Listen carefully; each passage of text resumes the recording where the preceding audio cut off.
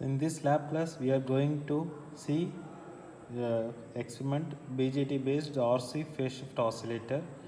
Normally, we know that oscillator, two types of oscillator, that is LC and RC. Here, we are going to see RC phase shift oscillators.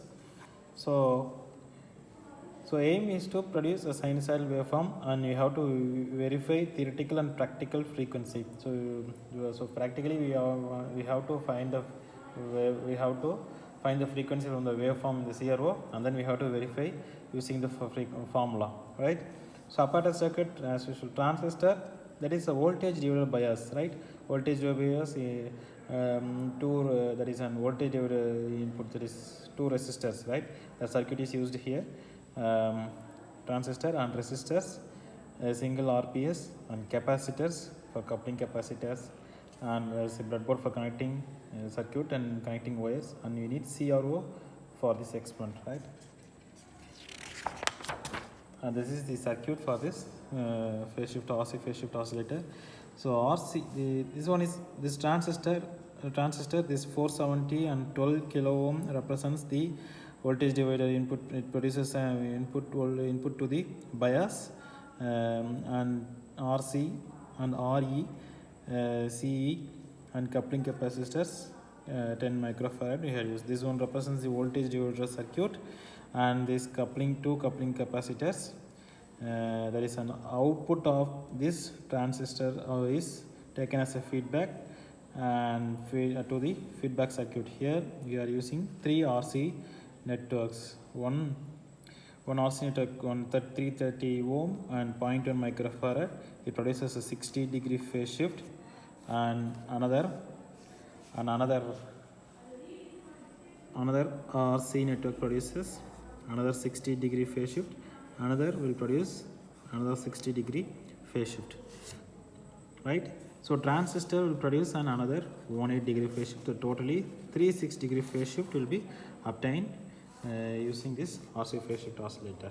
That is a Barkhausen criteria, right?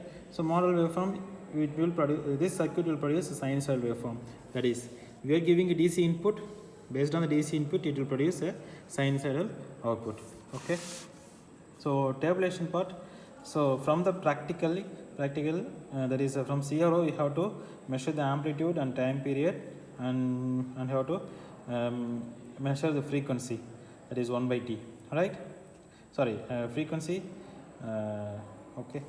So from practical time period, you have to measure the theoretical frequency and time period. Okay. So design, we had already designed based on the input frequency, that is 2 kilohertz, right? So for assuming frequency is 2 kilohertz and keeping capacitor 0.1 microfarad, so we had choose the resistor as 318 ohm, that is an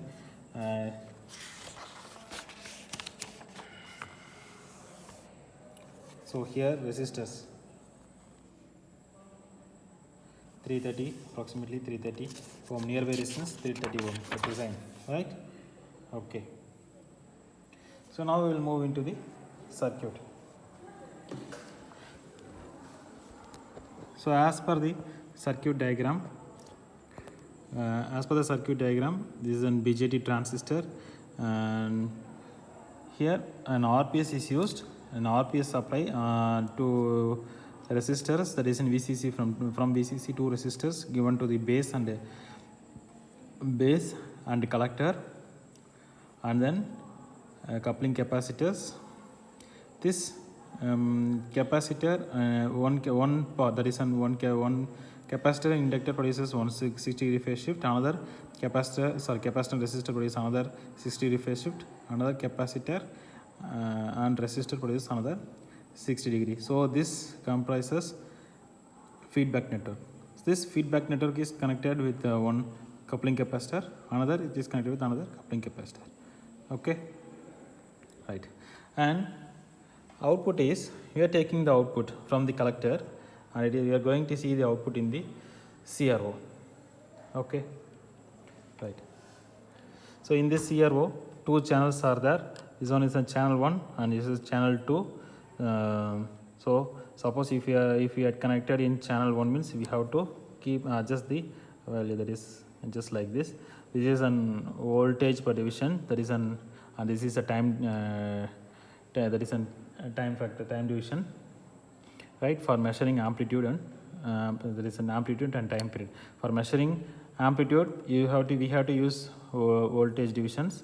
For measuring time period we have to use this time base, right? So now we will switch on the circuit. Initially it was 0 volt.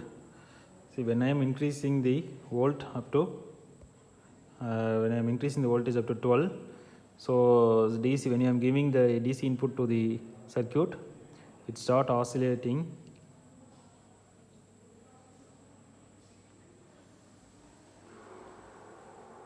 When the 12 volt, when 10 approximately about 10 volt it reaches, what will happen? It will produce a sinusoidal waveform, right? So we had given the DC input. This DC input is given to the circuit.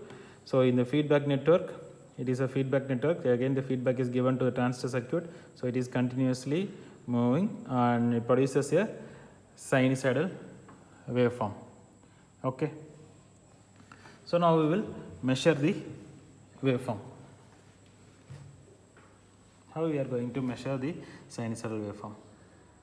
Here we will adjust up to this. First we will measure the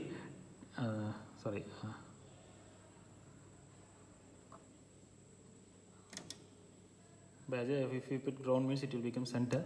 Now we will measure the time period. First we will measure the amplitude. Amplitude means that is a voltage, that is this one, this positive peak and negative peak. If we want to measure positive and negative peak means it is VPP totally, but here it is a sinusoidal waveform, both the positive and negative are equal, so we can measure 1/2, right? So 1/2 means we will measure the value. This is an 1. We can move based on our requirement like this. Okay. So 1, 2. Here each division each one having 2 divisions, right? So 2, 4, 2, 4. So 1, 2, 2.4. So 2.4. This value is 2.4. This one is an 1, 2, and here 2 divisions for 2.4. So 2.4. This is an amplitude. So amplitude factor. This is an voltage. Here it is an 1. So 2.4 into 1. So the value. So practical value here it is amplitude 2.4 into 1.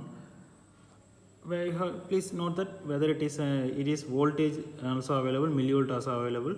It is an volt. Please listen here. This is volt. So 2.4 into 1 volt equal to 2.4 volt. Right. So now we will measure the amplitude. Time period. So time period is nothing but one full cycle. Just based on a recommend one full cycle. One full cycle means it will starts from here. It is one full positive and one negative. So from up to this is one full cycle. So how many blocks? 2. So 2, only 2. Sharp it is 2. 2 into, we will see the time division. 2 into 0.2. So 0.2, here it is milliseconds. So 2 into 0.2 milliseconds. 2 into 0.2 milliseconds. Like this only you have to take the reading, write the reading. That is 2 into 0.2 milliseconds. So, okay, right. That's all. That's all about the experiment. So when you are reducing the voltage, it will automatically move to a DC, that is a straight line, right? When you are giving the input voltage only, it starts to oscillate. That is, I am increasing to, when it reaches approximately 10 to 11, it starts to increase. That is a sinusoidal waveform. Okay, right. So for switching of the RPS, you have to make it to 0 and then you have to switch off. Right. Thank you.